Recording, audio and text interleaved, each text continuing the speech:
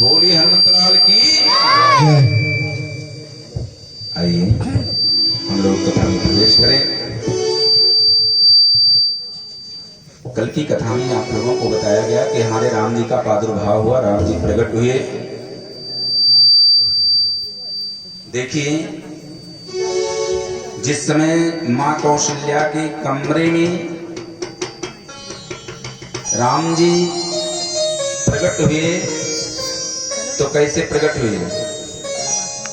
कल बताया गया था ना कि राम जी मां कौशल्या के कमरे में एक दिव्य ज्योति प्रकट हुई। सबसे पहले बातचीत करना बंद कर दें आप लोग, क्योंकि जब आप लोग बोलते हैं ना तब हमारी बोलती बंद हो जाती है। तो राम जी कैसे आए हैं मां कौशल्या के कमरे में? जब राम जी प्रकट हुए ना तो सबसे पहले मां कौशल्या के कमरे में एक दिव्य ज्योति प्रकट हुई और उस दिव्य ज्योति से मां कौशल्या का कमरा प्रकाशमय हो गया। ऐसा मालूम पड़ रहा है जैसे कई सूर्य एक साथ मां कौशल्या के कमरे में स्वतः उतर करके आ गए हों। मां कौशल्या उस प्रकाश को देख करके चकाचौंध हो गई। हाँ, मां कौशल्या के सामने कुछ दिखाई नहीं पड़ रहा है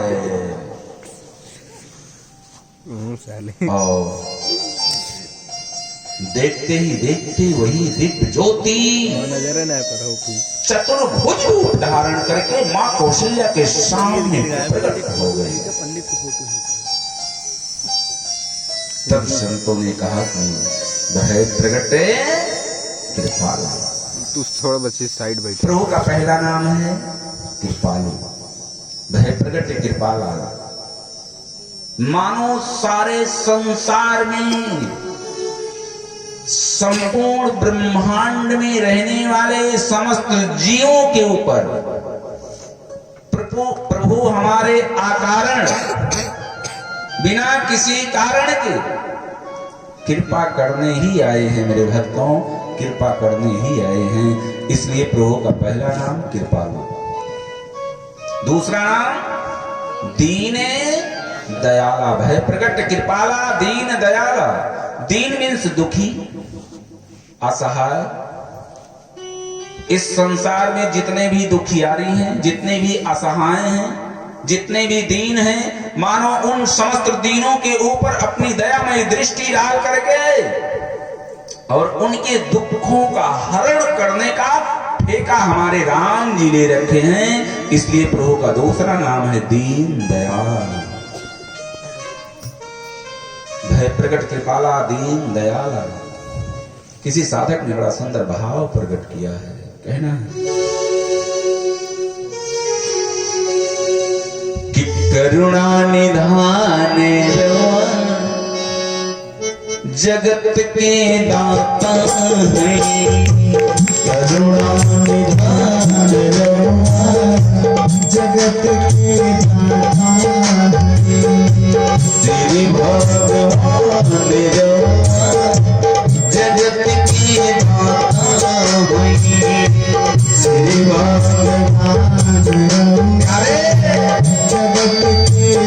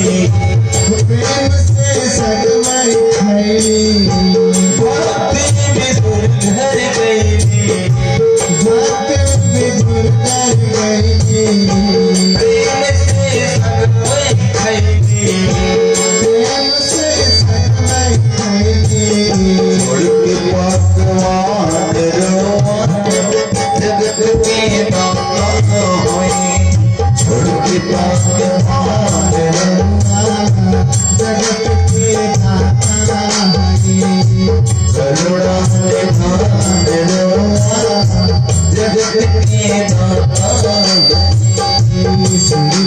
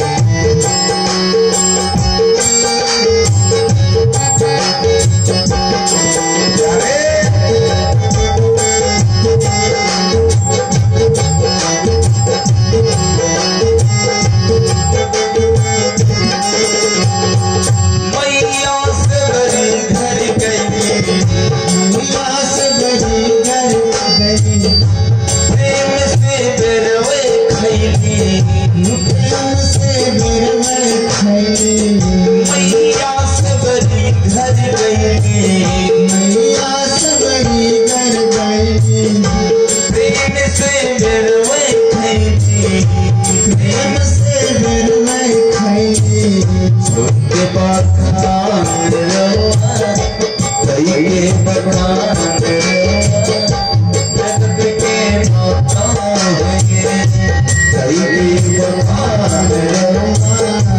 जगत के दाता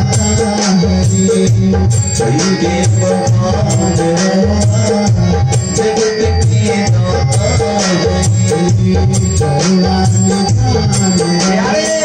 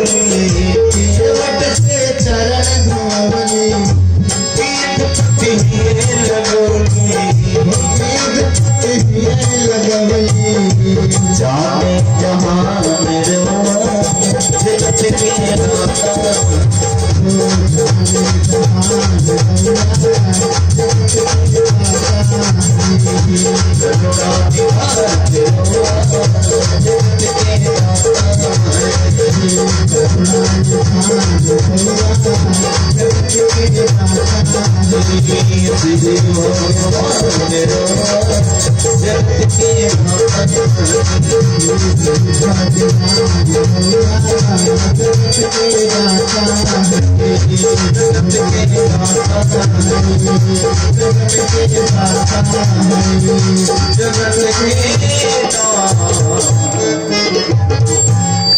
मेरे भक्तों, हमारे राम जी सारे जगत के दाता हैं।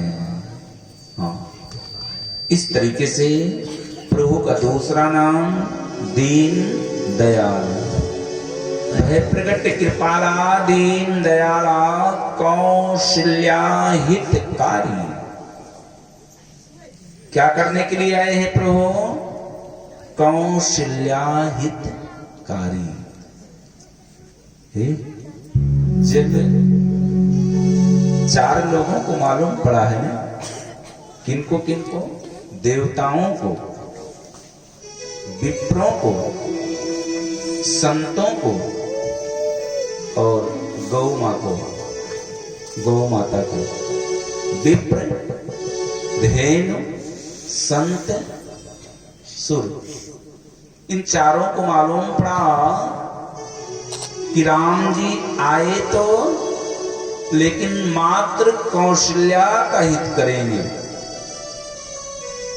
तो ये चारों लोग मिलकर के भगवान के चरणों में गुहार लगाए, प्रभु मैं ये क्या सुन रहा हूं? आप मात्र कौशल्या का हित करने के लिए आए हैं। राम जी ने कहा, देखिए वो तो माँ है ना, इस संसार में माँ से बड़ा और कोई नहीं हो सकता। माँ तो माँ होती है, मेरी माँ है वो। इसलिए सबसे पहले माँ का ही कल्याण करूंगा, माँ का ही मैं उद्धार करूंगा, माँ का ही हित करूंगा। उसके बाद आप चारों का भी कर देंगे। इसलिए सबसे पहले हमारे राम जी कौशल्या का हित करते हैं मेरे भक्तों। उसके बाद किसका हित करते हैं? विप्र, धेनु, सुर, संत, हित, लीन मनुज अवतार। सबसे पहले कौशल्या का हित किए, उसके बाद इन 4 लोगों का हित किए। इसी के लिए अवतार लिए हैं। तो संसार में रहने वाले आप लोगों को मालूम पड़ा, सभी भक्तों को मालूम पड़ा कि प्रभु आए तो हैं लेकिन मात्र 4 लोगों का ही हित करेंगे। तो सारे भक्त जन समुदाय मिलकर के प्रभु के चरणों में गुहार लगाए, प्रभु मैं क्या सुन रहा हूं? आप मात्र 5 लोगों के लिए आए हो, कौशल्या के लिए और इन 4 के लिए बस। इन्हीं का कल्याण करेंगे, इन्हीं का हित करेंगे। साला 4 जीबी खत्म करें तो होगी 1 जीबी। मेरे भक्तों, तब हमारे प्रभु कहते हैं चिंता मत करो, इन लोगों से मैं वादा करके आया था, इसलिए पहले इन लोगों का हित करेंगे, उसके बाद आप सभी का हित करेंगे। महादेव बताते हैं अपनी भार्या से, देवी हमारे राम जी सारे संसार का हित किए, उमा राम सम हित जग नाही, सारे जगत का हित किए मेरे भक्तों। इस तरीके से माँ कौशल्या के सामने प्रभु खड़े हैं। माँ कौशल्या कहती हैं, स्वामी, सोचिए कोई अपने पुत्र के साथ ऐसा बर्ताव करता है क्या? पुत्र के साथ ऐसा कोई पेश आता है क्या? कौशल्या कह रही है, स्वामी आप मेरे पिता श्री बन करके आए हो या पुत्र बन करके आए हो? राम जी ने कहा, मैया अगर मैं इस रूप में ना आता तो आप मुझे पहचानती कैसे? क्योंकि राम जी आए हैं तो कितने फीट लंबे हैं? कितने फीट? कल बताए थे कितने फीट के लोग होते थे? 40 फीट लंबे हैं हमारे राम जी। जन्म नहीं लिए हैं, प्रकट हुए हैं ना, तो 40 फीट लंबे हैं। हाँ, घर में ना देखते 40 फीट लंबे हैं, दिव्य मुकुट धारण किए हुए हैं, सुंदर सा आभूषण पीतांबर धारण किए, 4 हाथ लिए, शंख चक्र गदा पद्म धारण किए। कौशल्या कहती हैं, आप मेरे पुत्र बन करके आए हो। राम जी ने कहा कि मैया आप वरदान याद करो, जिस समय आपने वरदान मांगा था तो क्या मांगा था? आपने कहा था कि मेरे समान मेरे समान पुत्र चाहिए, मुझे को, हम ही को मांग लेना चाहिए था, मुझे ही मांग लेती, लेकिन आपने मेरे समान पुत्र मांगा।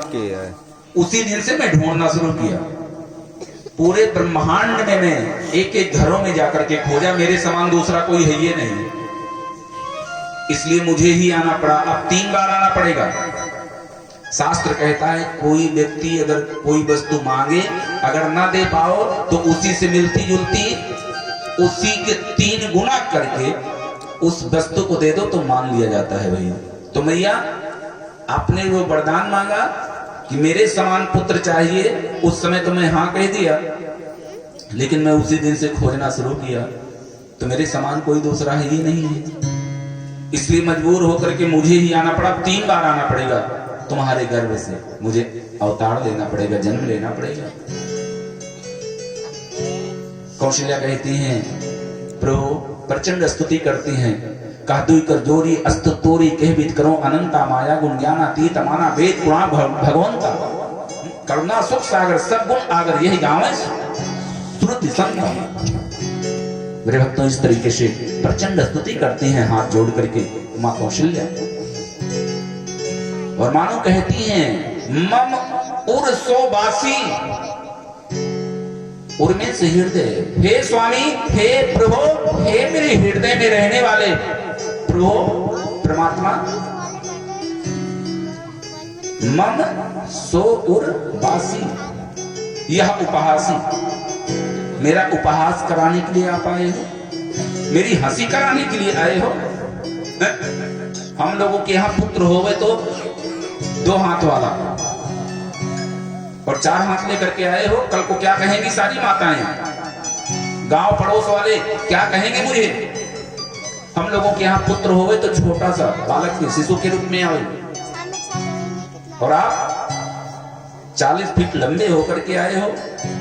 हम लोगों के यहाँ पुत्र होवे तो बिना वस्त्र के, वस्त्र नहीं होता शरीर पे, आप वस्त्र धारण करके आए हो, ये मेरी हंसी करवाने के लिए आए हो। सोमम उर्वासी यह उपहासी तजहुतात यह रूपा, इस रूप को छोड़ दो प्रभु। हमारे राम जी ने कहा नहीं, अगर मैं रूप को छोड़ूंगा, मैं अगर छोटा हो जाऊंगा तो सारा संसार छोटा हो जाएगा, क्योंकि मैं सारे संसार का जन्मदाता हूं, इसलिए मुझे छोटा होने के लिए मत कहिए। बार बार मैया के कहने पे हमारे राम जी कहते हैं मैया अगर तुम कहती हो तो चलो मैं छोटा होने का नाटक कर दें, कैसा रहे? लीला, छोटा होने का लीला कर दें, ठीक रहेगा? कौशल्या कहती कुछ भी करो लेकिन जल्दी करो, बाहर भीड़ लगी है, हाँ, सब लोग तुम्हें देखना चाहते हैं, क्योंकि माँ कौशल्या के कमरे के सामने तो भीड़ लगी ही है ना। हमारे राम जी 2 हाथ गायब किए और छोटे से शिशु बनकर के आकर के माँ कौशल्या के गोद में धड़ाम दे गिर पड़े। कीजे शिशु लीला अति प्रिय शीला, यह सुख परम अनूपा, क्योंकि माताओं के जीवन का यही सबसे बड़ा सुख होता है मेरे भक्तों। हाँ, अब तो किलकारियां मार मार करके हमारे राम जी हंसने लगे। कौशल्या कहती हैं लाला, अब जब छोटे से हो गए ना तब लाला कह रही हैं, अभी तक तो हाथ जोड़ करके प्रचंड स्तुति गा रही थी, अब कहती हैं लाला एक बार रो दो ना। हमारे राम जी कहते मैया मुझे रोना नहीं आता है, मैं तो रोते हुए को हंसाने का काम करता हूं, मुझे रोना नहीं आता है। कौशल्या कहती हैं लाला अगर नहीं रोओगे तो कल को ये सारी माताएं मुझे बोली बोलेंगी, मेरे ऊपर उंगली उठाएंगी कि कौशल्या को लाला भयो है, रोयो नहीं, तो एक बार रो दो ना। बार बार माँ के कहने पर हमारे राम जी कहते हैं मैया अगर तुम कहती हो तो मैं झूठे मानी कर रो दूं, झूठे रो दूं। कौशल्या कहती है रो, झूठे रो। तब हमारे राम जी क्या करते हैं, सुनी बचन सुजाना, मैया के सुंदर वचन को सुन करके राम जी क्या करते हैं, सुनी बचन सुजाना रुदन ठाना। रो नहीं रहे हैं, अंदर से रोना ठान रहे हैं, बनावटी रो रहे हैं।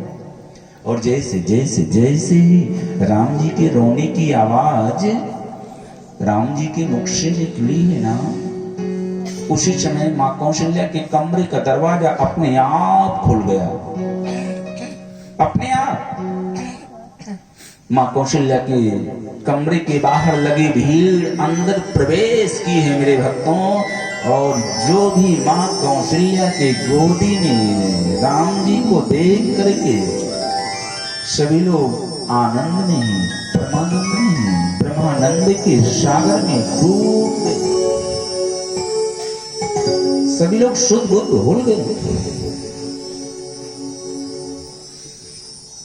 मेरे भक्तों, प्रभु के बाल रूप का दर्शन करने लगे सभी लोग।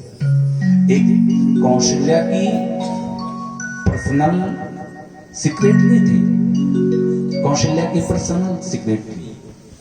वो अपने आप को संभालते हुए मानो मन में सोचती है, चलो ये सोचना मैं सबसे पहले दशरथ जी को दूं, राजा को दूं, ढेर सारा उपहार मिलेगा।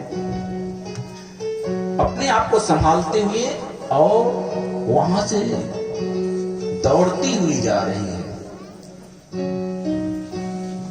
शास्त्र कहता है कि जो व्यक्ति भगवान का दर्शन किया हो ना, अगर उस व्यक्ति का कोई दर्शन कर ले तो उसे भी आनंद की अनुभूति होने लगती है। आज जिस मार्ग से वो दासी जा रही है, जो भी व्यक्ति उस दासी का दर्शन कर रहा है, उसे आनंद की अनुभूति